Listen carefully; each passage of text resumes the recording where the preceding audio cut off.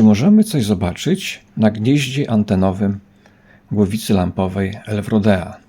No bo niby gniazdo antenowe służy do odbioru sygnałów z anteny. Ale czy możemy zobaczyć coś, co nam wysyła głowica? Oczywiście, że możemy. Przede wszystkim możemy zmierzyć współczynnik fali stojącej, tak zwany SVR, czyli dopasowanie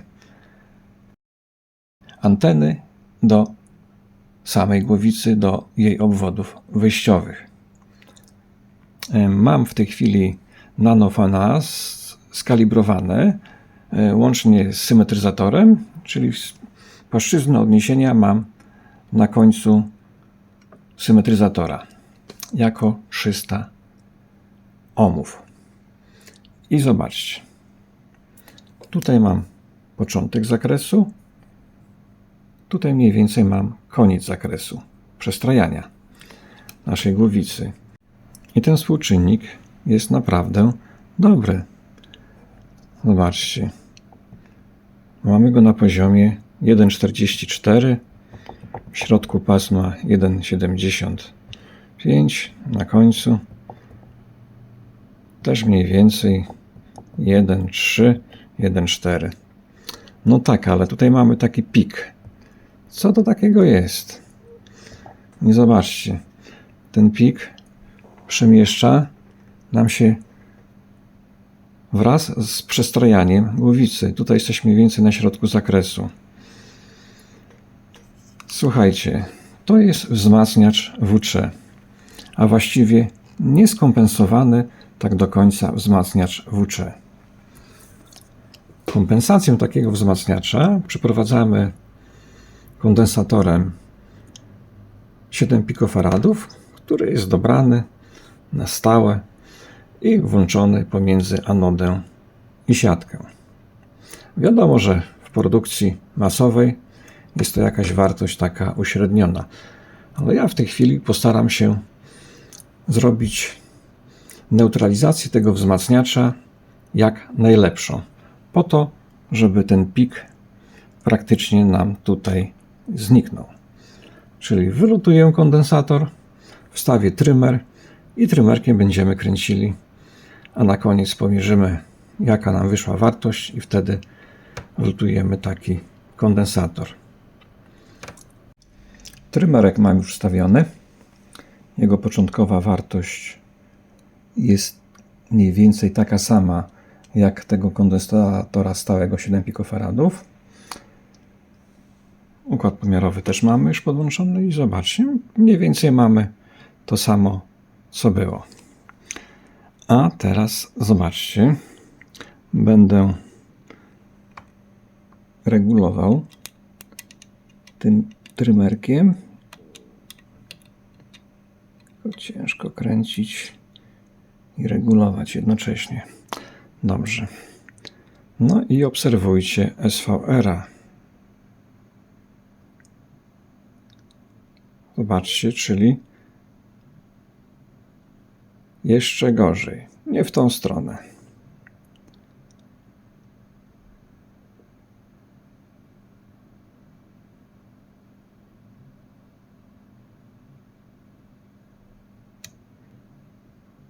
To już przesadziłem i znowu nam pik rośnie, czyli wracamy.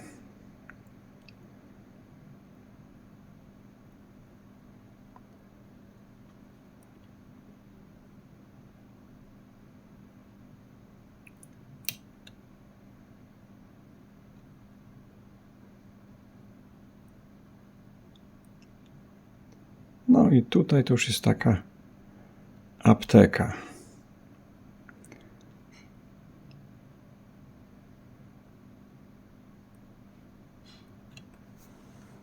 I to jest najlepsze ustawienie.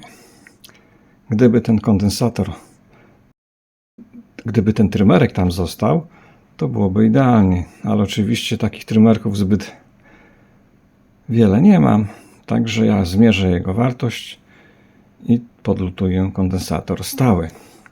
Jeszcze zobaczymy, jak będziemy przestrajali, co się nam będzie zmieniało.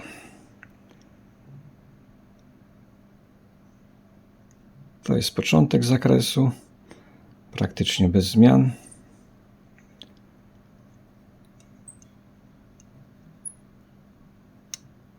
No to jest koniec zakresu. Także jak widzicie, jest bardzo dobrze. W ogóle nam w tej chwili to, co jest na anodzie wzmacniacza WC, nie przedostaje się nam na obwody wejściowe, czyli tak naprawdę na siatkę. Neutralizacja jest zrobiona bardzo, ale to bardzo poprawnie. A teraz wykonamy pomiary naszego kondensatora stałego oraz trymerka. Najpierw kondensator stały.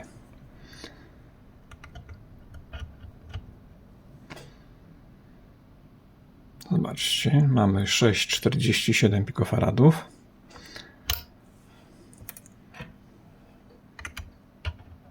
Trymerek 5,38. Czyli z mojego punktu widzenia to jest korzystne, ponieważ zmniejszyła nam się indukcyjność dla obwodu rezonansowego wzmacniacza WC, a często to jest problemem, żeby na przykład odpowiednio wysterować wzmacniacz na wyższych częstotliwościach, uzyskać zbieżność tego strojenia. Ale tak nie musiało być. W jednej głowicy miałem tak, że musiałem wstawić kondensator 8 pikofaradów, żeby uzyskać optimum. Także widać, zależy to od lampy. No i oczywiście pojemności montażowych i pasożytniczych układu. Także w tej chwili dobierzemy kondensator stały, mniej więcej o takiej wartości. Podlutujemy i zobaczymy, co z tego będziemy mieli. Kondensator 5,1 pikofarada faktycznie ma 5,17 i to jest najbardziej zbliżona pojemność do tej pojemności z pomiarów trymerka. Więc to wstawimy. Nie tak łatwo jest taki kondensator znaleźć, ponieważ to musi być kondensator wysokonapięciowy. No i sprawdzamy efekty naszej pracy. W tej chwili jest początek zakresu. Zobaczcie, maksymalne SVR to jest 1,54. Przestrajamy głowicę.